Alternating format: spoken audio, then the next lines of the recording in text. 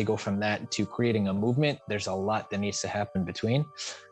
So thank you to Mark Zuckerberg for, without even knowing, enabling me to do that. Because of Facebook and Instagram, without social media, I don't think I would really, or almost definitely not, would have not been able to get to this point. Hey, this is Kane and Alessia from Industry Rockstar. And welcome to the Industry Rockstar Show. This is a podcast devoted to driven entrepreneurs and business owners who want to go from scratch to impacting the world massively and become what we call business rockstars.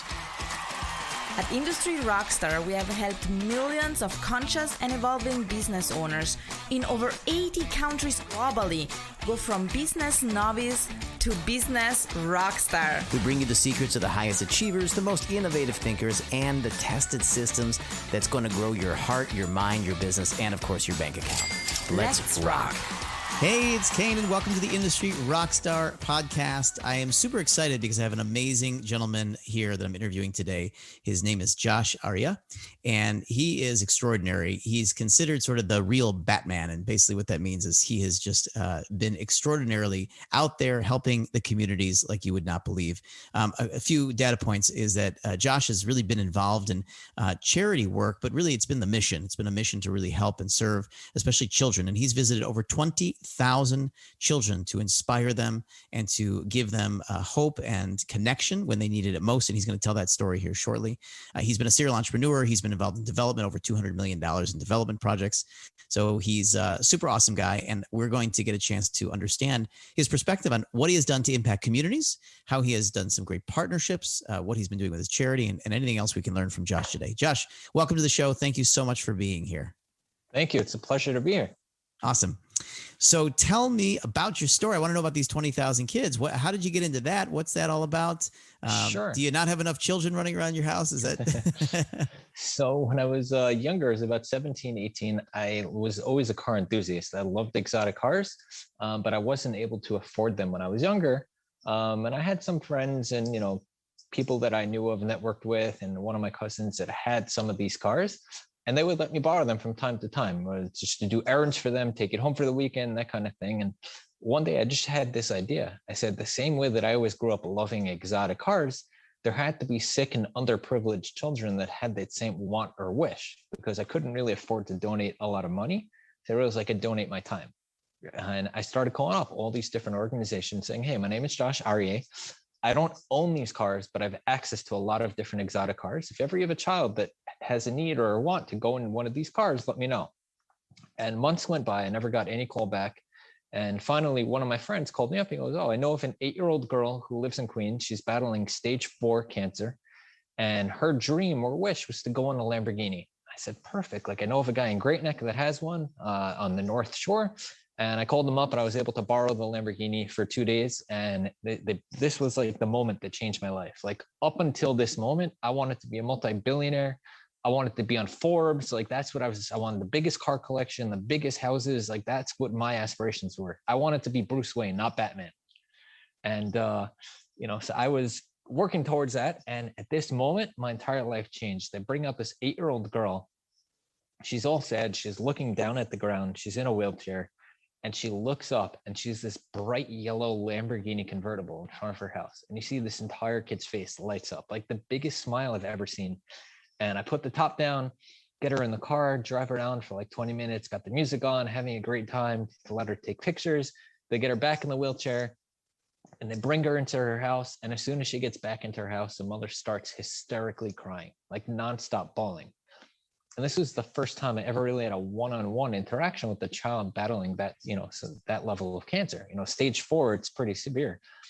And I looked at the mom look, if I said something or did something offensive, I didn't mean it. And she said, no, she goes, you don't understand.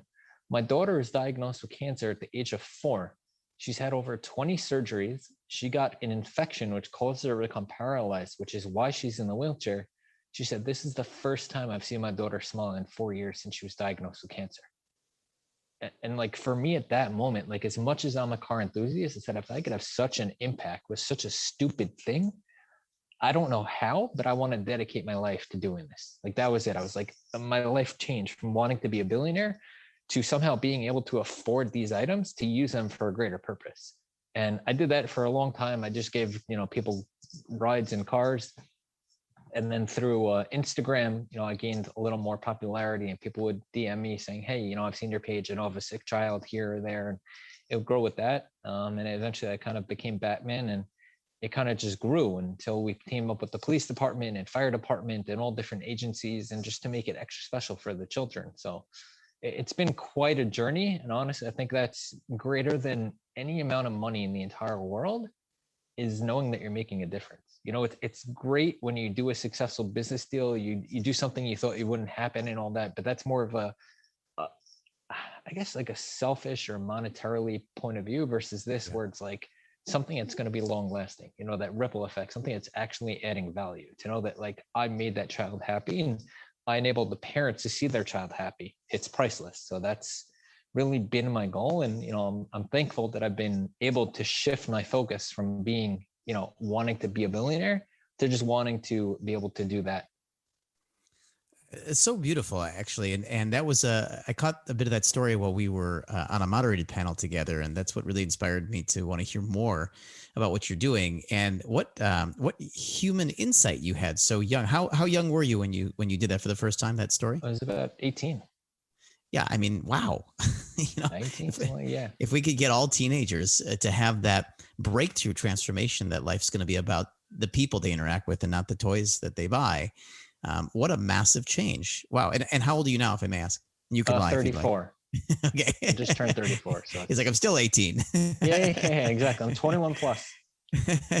So you've been in this a long time. So that's, of course, why you've been able to see so many children, and what a beautiful thing. And on behalf of all of humanity, we're going to thank you for your service to children and to humans.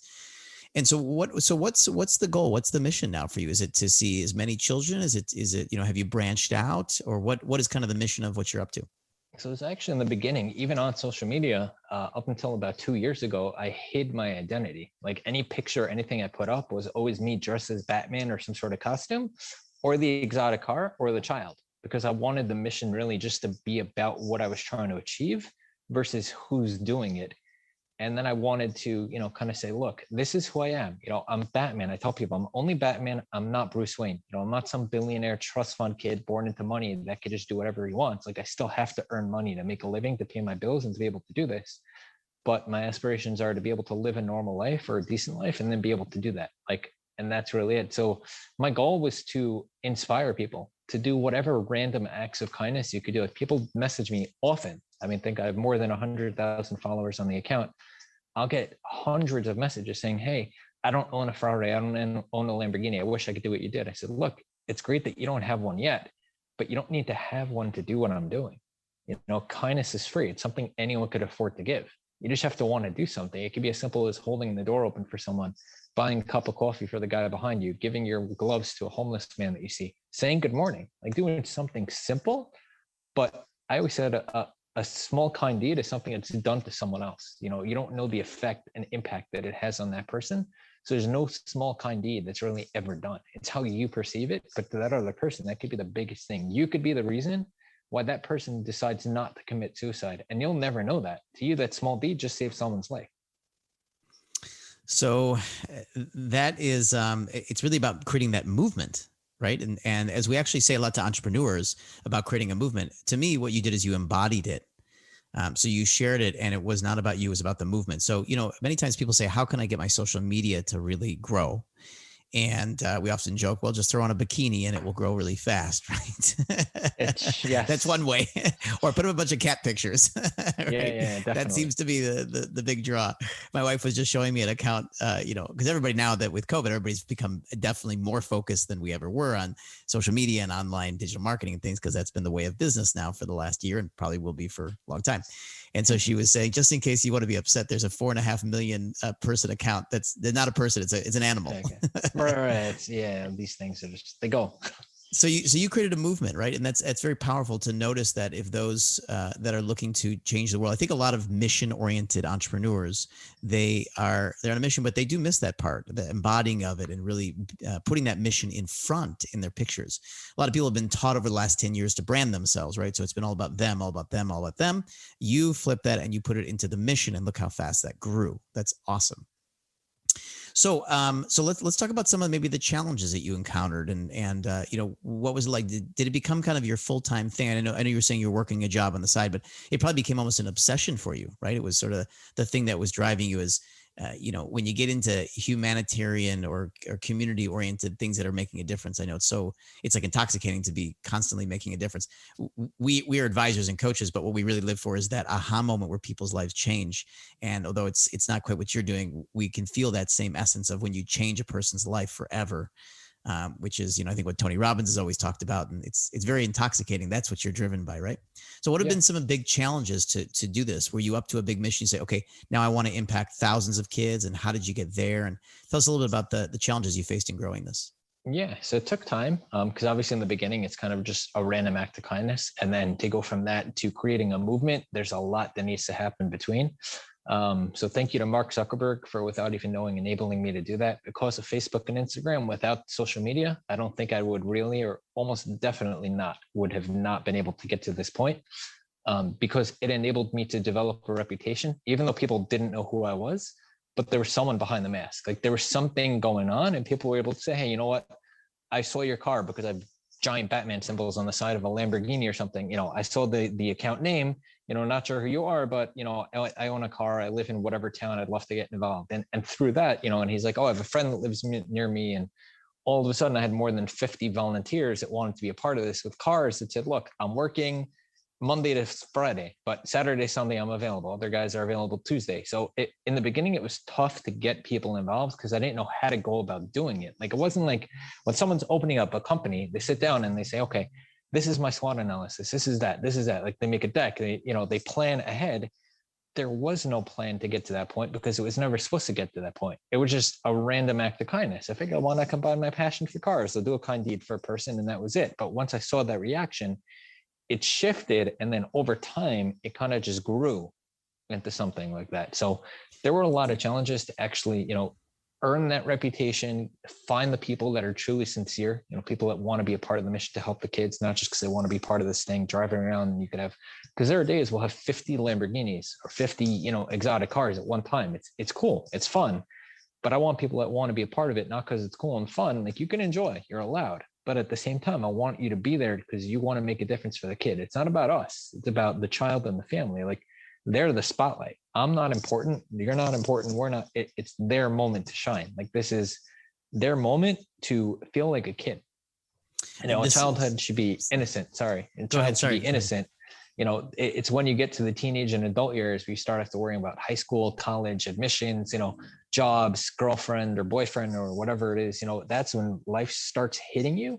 Childhood should be innocent. And that's kind of taken away from these children when they're underprivileged, living in shelters and, battered families and all that. And then obviously battling all these different illnesses. So that's kind of why I chose that to focus on it, and then expand it over time to other areas as well.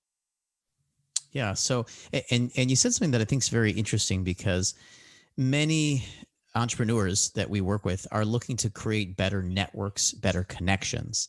And many times they struggle, especially early on, when they're trying to maybe position their projects or their businesses as something that somebody more higher profile or with bigger resources can actually get behind. But as you probably experienced, and I'd love to hear your feedback on this, you take it out of that and you start to connect on a human level. And you see all sorts of profiles, but it doesn't even become the conversation. The conversation becomes, how do we work together as humans?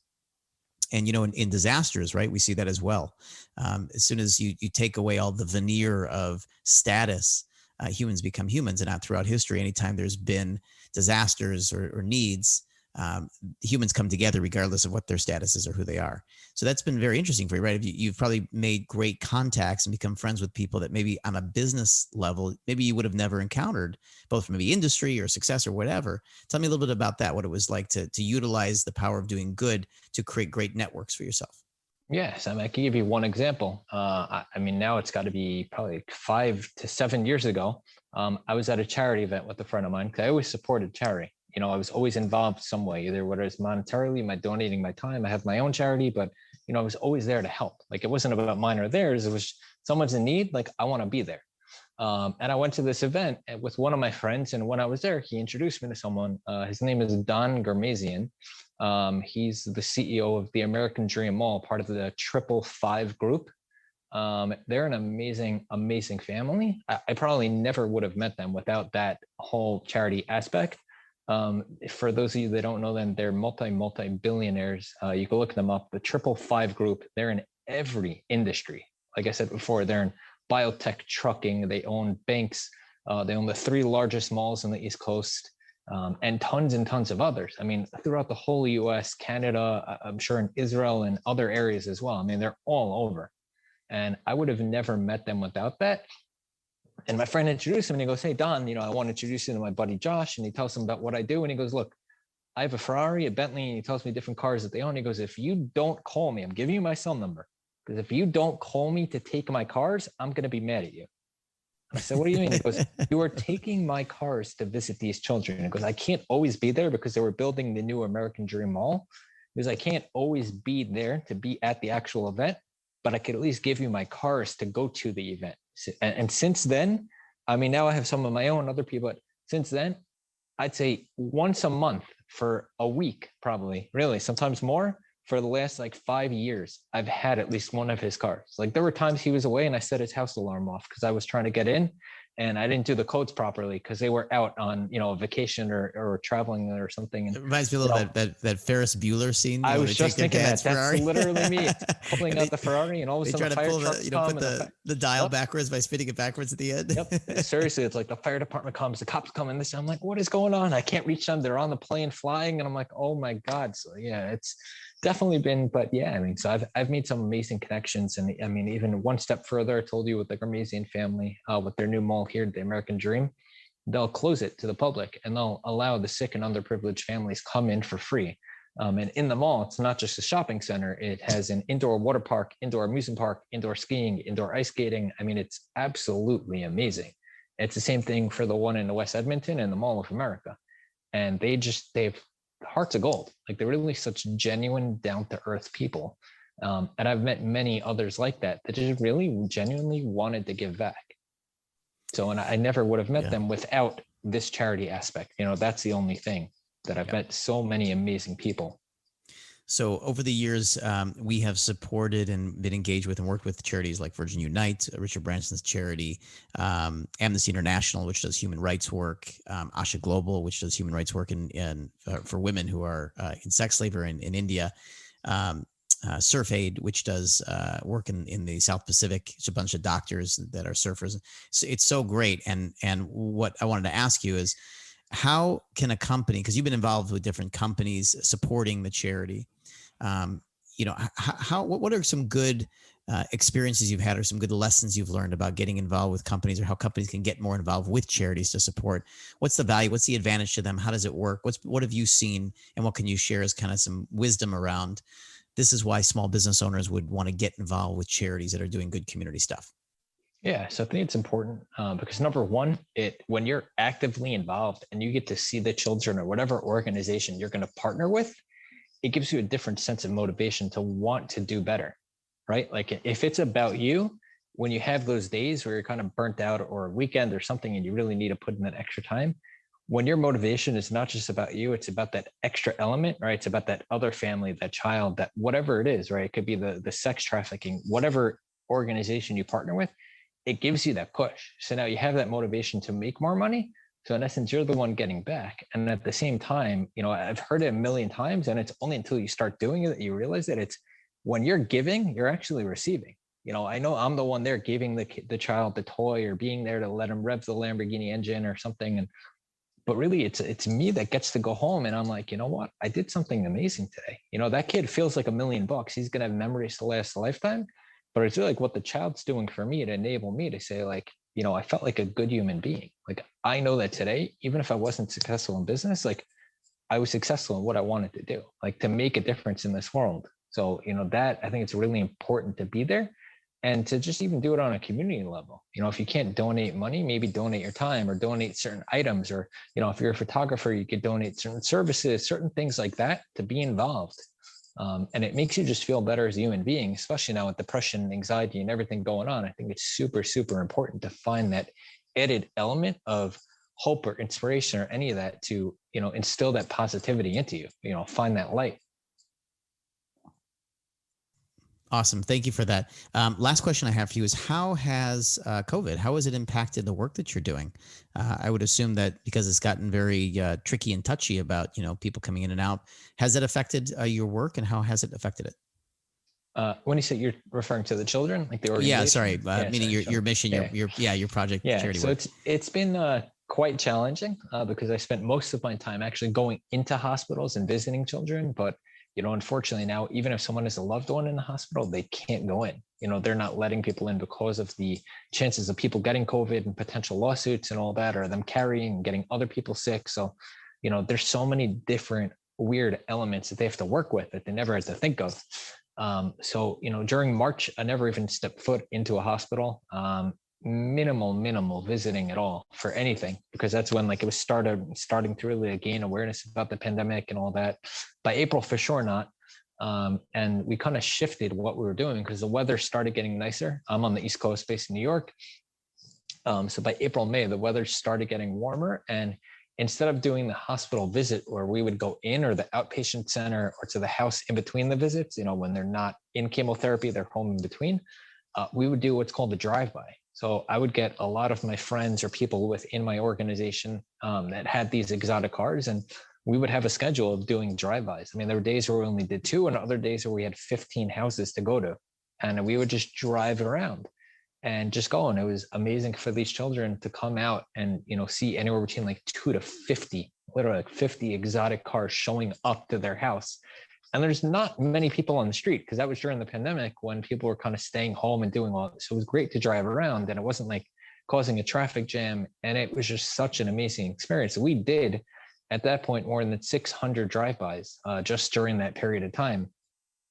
We also added in, because a lot of older people and families that had children with immunocompromised, we would actually just deliver packages to them because they couldn't leave at all. So, yeah, I mean, there are families that we've visited in Queens where they still have not left their apartment since March of 2020 at all, ever. None of the entire family has ever left. And, so to be a part of that, bring them food, bring them packages, pick up their medications, just random little acts of kindness, it makes a big difference to people like that. So we shifted the focus from in-person visits to sometimes we do when we, leave the car on, and the child and the parent would get in the car, we'll let them rev the engine, do stuff like that. And then we'll take pictures of them, socially distance, and then they'll get out, we'll get in and drive away. Shifting what we did, because like anything else in business, you always have to be willing to change. You look at Blockbuster. Blockbuster was the top of the game, and we all know what their value was and what they were doing. I mean, I don't think there was any company bigger than them in that industry at that time. There was Hollywood Video and a couple others, but they were at the top. They were definitely in the top 3. And I think they had an option to buy Netflix or something for $50 million at the time. And they were like, no, we're not doing this. Why are we changing? We're the king. I'm not altering what I'm doing. We're winning. And we all know where Blockbuster is, and we know where Netflix is, right? And even Netflix itself, they started off their business by, mailing DVDs to and from and all that. And now they shifted to streaming. So even within their thriving industry, they had to change with what's going on. So it's anything in life. You have to be able to say, look, this might have worked out for me. It was super successful, right? Everything I did in the last 14 years or so, volunteering as Batman, right? The decade plus, it worked well. But then all of a sudden the pandemic hit and it would not work well at all. So you had to shift with what's going on. And I think it's important for all the business owners out there. It might be tough, it might be scary, but you just got to do it. That's the most important thing. It's, if it's not going to work out with the way you did it, right? Maybe in a couple of months when things reopen and people get vaccinated and whatever, maybe the old ways will work. But for now, you have to shift, and then you see what's working. You have to be willing to adapt. Otherwise, you're just not going to make it. Hey, we hope you enjoyed this Industry Rockstar podcast. Make sure you check out the next one, and also find us on Facebook, YouTube, LinkedIn, and any of your favorite social media places. Oh, and please subscribe to our channel so you know when we release new episodes. And also, leave us some feedback to help us grow this awesome community. We look forward to sharing the next episode with you. And until then, rock on.